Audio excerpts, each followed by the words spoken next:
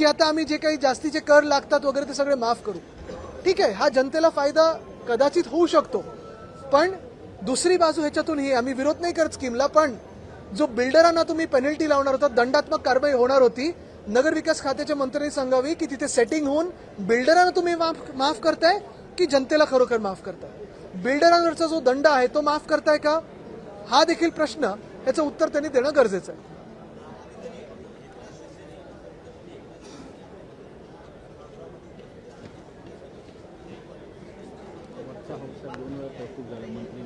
हो,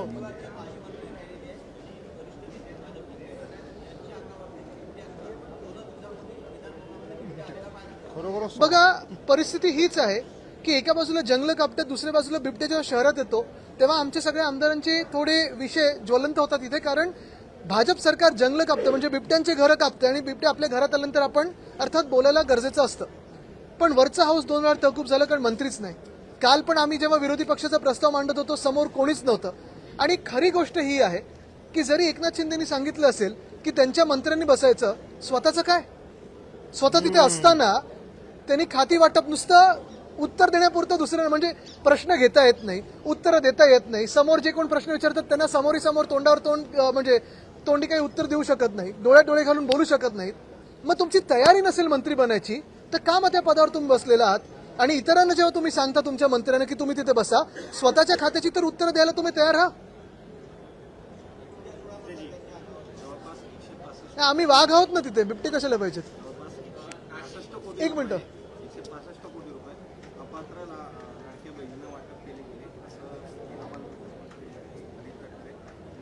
बघा त्याच्यात लाडक्या बहीण योजनेमध्ये आता बहिणींना अपात्र ठरवलं जातं. लाखो बहिणींना अपात्र केलं, म्हणजे निवडणुकांपूर्वी सगळ्या पात्र होत्या, त्याच्यात कितीतरी हजार हे पुरुष पण होते. आणि तिसरी गोष्ट म्हणजे आता लाडक्या बहिणीवर प्रश्न विचारला तर मुख्यमंत्री थोडे तापतात की याच्यावर बोलू नका का. आम्ही विचारायचं नाही का की 2100 रुपये जे तुम्ही देणार होता ते कधी देणार, हा प्रश्न आहेच.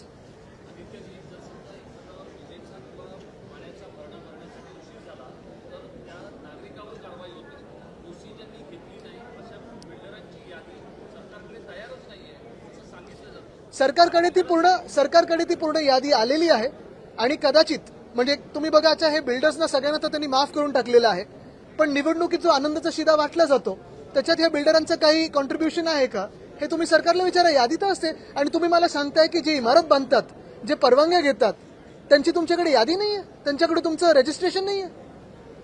असं कसं होऊ शकतं. म्हणजे मग सरकार चालवते की काय चालवते तुम्ही.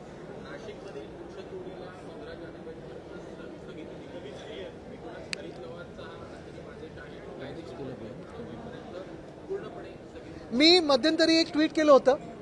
नाशिकमधले एक बिल्डर महोदय आहेत, भाजपच्या खूप जवळचे आहेत. त्यांचं नाशिकवर किती प्रेम आहे मला माहित नाही, पण ते मुख्यमंत्र्यांसमोर बसलेले आहेत आणि त्यांनी एआयला डायरेक्ट ग्रीन झोन बरोबर जोडलेलं आहे. आणि त्यांनी त्याच्यात एक उपाय दिला की तुम्हाला अत्याधुनिक आणि असं काही टेक्नॉलॉजी युक्त सगळं हे कुंभमेळा करायचं असेल तर तपोवनच्या जागी साधुग्राम बनवा, साधुग्रामला ग्रीन झोनमधून रेसिडेन्शियल झोनमध्ये आणा आणि तो टीडीआर तुम्ही बाजूला वापरू शकता. माईसचं टेंडर कोणी काढलं होतं, ह्याच सरकारने काढलं होतं. म्हणजे साधूंच्या नावापोटी किंवा त्यांच्या पडद्याआड तुम्ही तिथे धंदा करू इच्छित आहेत. तुमच्या बिल्डरांना ही जागा द्यायची आहे. हे बिल्डर कोण आहेत आणि त्यांच्या फेसबुकवर अजून तो व्हिडिओ आहे का बघा.